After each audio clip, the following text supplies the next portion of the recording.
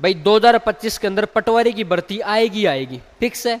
छुट्टी के बाद 3-4 विद्यार्थी पूछ रहे थे कि सर पटवारी की भर्ती के अंदर मतलब पटवारी की सिलेबस के अंदर किस पोर्शन का कितना अधिक वेटेज रहेगा, या फिर क्या पढूं और क्या नहीं पढूं। मैंने कहा कि भाई अपन क्लास में डिस्कस कर लेंगे इस मुद्दे के बारे में, ताकि जो तुम्हारे डाउट हैं वो क्लास के अंदर सोल्व कर लेंगे तो और बेहतरीन रहेगा और अच्छा रहेगा, सबको समझ आ जाएगा।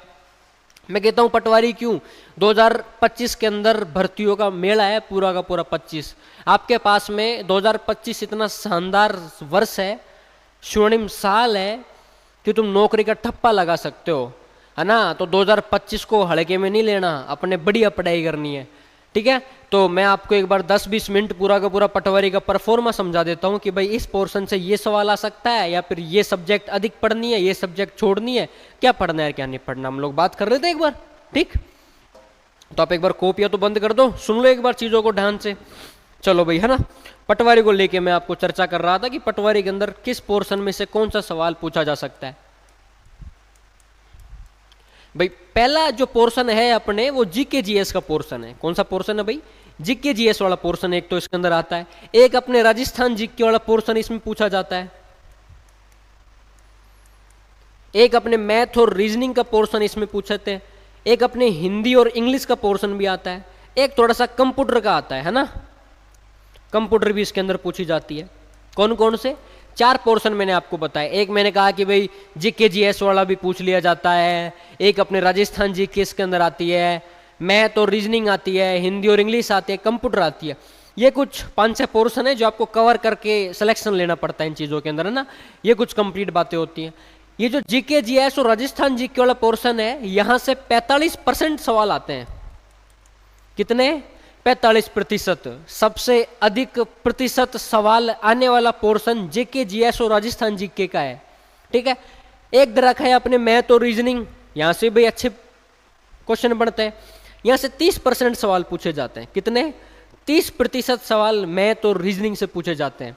इसलिए जिसकी मैथ और रीजनिंग अच्छी होती है ना, उसके पटवारी के अंदर सिलेक्शन के चांस बहुत अच्छे होते हैं, अधिक मैं कहता हूँ अधिक होते हैं उसके।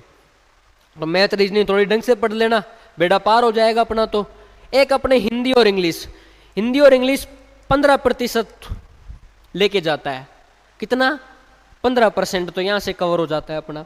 अच्छा, एक तरह का कंप्यूटर, ये जो कंप्यूटर सब्जेक्ट है ये 10% सवाल यहाँ से पूछे जाते हैं। सबसे अधिक सवाल कहाँ से आते हैं, जीके जीएस और राजस्थान जीके से। कितना आता है, 45%। जीके कभी किसी को पूरी याद नहीं होती। मैं कहता हूँ जीके पढ़ाने वाला मास्टर भी अगर एक बार जीके का पेपर दे के आए ना, वो भी 100 में से 100 नंबर तो नहीं ला सकता, उसको भी 100 में 100 नंबर तो याद नहीं होंगे, क्योंकि जीके कभी पूरी कवर हो ही नहीं सकती, जीके कभी किसी को पूरी याद नहीं हो सकती।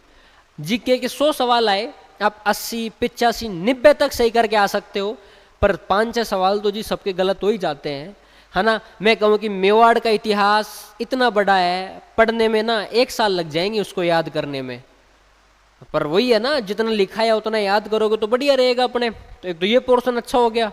एक जो मैथ रीजनिंग वाला पोर्शन है, इसमें रीजनिंग वाले पोर्शन पे आप अच्छा फोकस करना। अभी मैं आपको समझाऊंगा कि भाई पॉलिटी के कितने क्वेश्चन आते हैं, रीजनिंग के कितने क्वेश्चन आते हैं, या फिर अपने मैथ्स के कितने क्वेश्चन आते हैं, कंप्यूटर के कितने क्वेश्चन आते हैं, सारी चर्चा हम लोग करेंगे ना। तो पोर्शन वाइज तो मैंने आपको समझा दिया कि भाई इस पोर्शन से इतना % आता है, और मैथ रीजनिंग वाला 30% आता है, हिंदी और इंग्लिश 15%, और कंप्यूटर अपने 10% पूछा जाता है। ये कुछ चीज़ें होती हैं। मैं थोड़ा सा आपको PDF खोल के बता देता हूँ। कल मैंने बनवाई थी आपके लिए PPT, ये पूरा अपने पटवार एग्जाम 2025 की PPT आपके लिए तैयार करवाई थी। यहाँ थोड़ा सा आप ध्यान देना ना कि भाई रीजनिंग से कितने क्वेश्चन आते हैं। पहली सब्जेक्ट दे रखी रीजनिंग, 29 सवाल आते हैं रीजनिंग के। पटवार का जब पेपर होता है तो उसके अंदर रीजनिंग के कितने क्वेश्चन आते हैं, 29, मतलब 29% तो केवल रीजनिंग के आते हैं। तो एक तो ये चीज़ ध्यान में देना भाई, रीजनिंग बहुत कॉमन सब्जेक्ट है। मैथ किसी की कमज़ोर हो सकती है तो किसी की अच्छी हो सकती है, लेकिन रीजनिंग आपकी अच्छी होना आवश्यक है, क्योंकि रीजनिंग बहुत कॉमन सब्जेक्ट है यार। कोई भी पढ़ लेगा रीजनिंग। अब तुम में से कोई कहेगा सर मेरे को तो रीजनिंग नहीं आती, है ना, थोड़ा सा डाउटफुल रहता है कि आए या फिर नहीं आए। ऐसा नहीं होना चाहिए भैया ना, थोड़ी सी प्रैक्टिस करना। रीजनिंग बहुत इंपॉर्टेंट है, जिसकी रीजनिंग इतनी अच्छी होती है, जो हवा में रीजनिंग सोल्व कर देता है ना, उसके सवाल और सिलेक्शन अच्छा होता है। और मैं कहता हूँ पैदा होते ही ना तो किसी को मैथ आती है, ना किसी को रीजनिंग आती है, ना किसी को जीके आती है। पढ़ने के बाद ही वो कुछ चीज़ का विशेषज्ञ बन पाता है। तो अभ्यास करोगे तो मैं कहता हूँ क्या नहीं हो सकता, सब कुछ होगा अपने। तो रीजनिंग के 29 सवाल यहाँ से पूछे जाते हैं। अच्छा, एक सब्जेक्ट दे रखी मैथ्स, मैथ्स के अपने 16 क्वेश्चन आते हैं। कितने आते हैं? 16। 16 कम नहीं है, 16 खूब है। मैथ्स इतनी कठिन भी नहीं आती कि आईआईटी वाले बच्चे ही इसको पास कर पाते हैं। जिसने 10th 12th के अंदर 10 तक नॉर्मल मैथ्स पढ़ रखी होती है, वो इस मैथ्स को सोल्व कर देता है।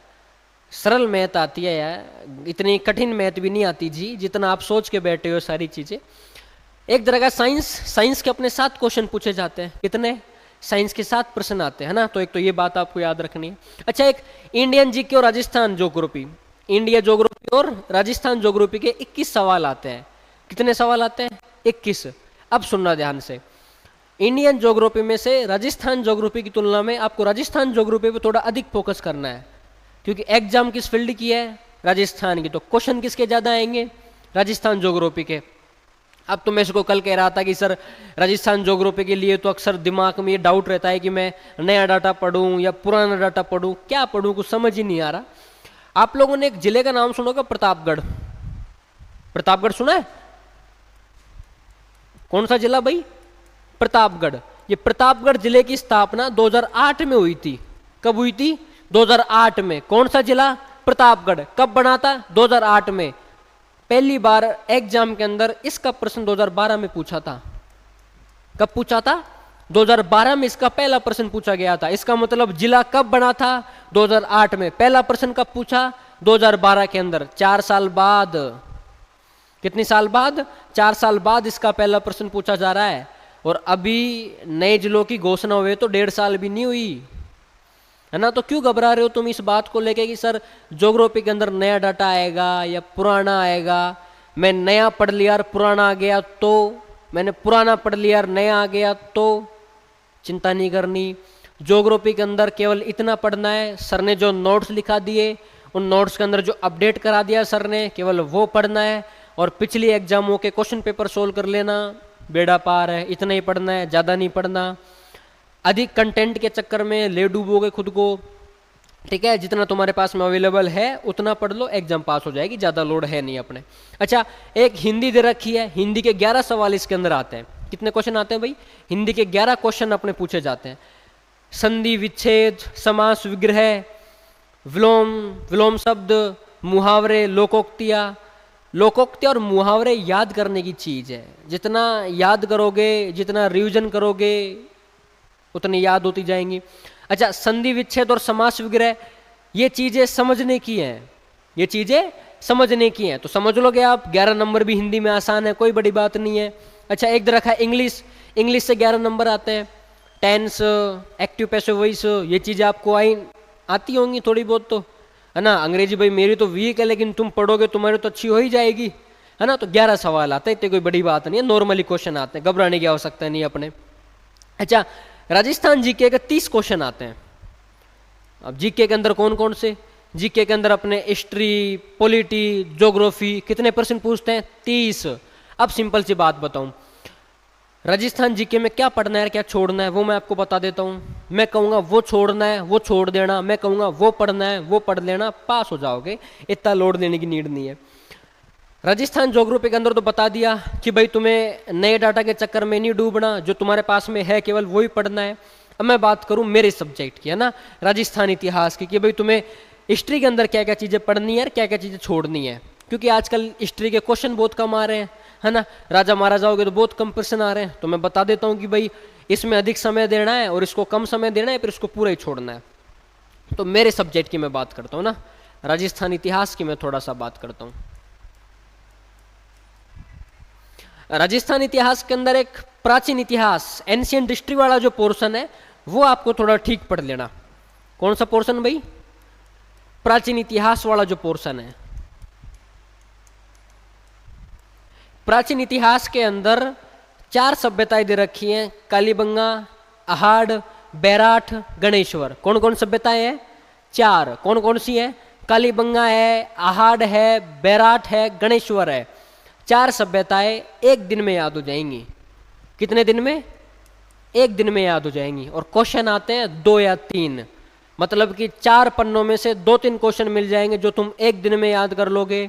इसलिए पहला पोर्शन अच्छा है, प्राचीन इतिहास ढंग से पढ़ना, 4 पन्नों का है केवल, है ना, ये ढंग से पढ़ के जाना है अपने।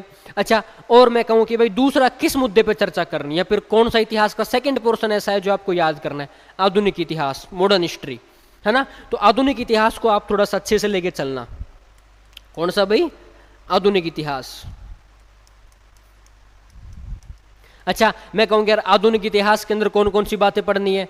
अपने 5-6 टॉपिक दे रखे हैं। जनजातीय आंदोलन है, किसान आंदोलन है, प्रजामंडल है, एकीकरण है, स्वतंत्रता सेनानी है, राजनीतिक संगठन है ना। ये कुछ 5-6 टॉपिक हैं। मिनिमम मेरे को याद है 50, 60, 70 पन्नों के टॉपिक्स हैं पूरे के पूरे, और 10-12 दिन में आप इनको याद कर लोगे। इतनी मगजमारी की आवश्यकता नहीं है। यहाँ से आपको प्रश्न मिल जाते हैं 4 या 5। कितने? 4 या 5 प्रश्न तो आपको यहाँ से देखने को मिल जाएंगे। उसके बाद आती है कला और संस्कृति।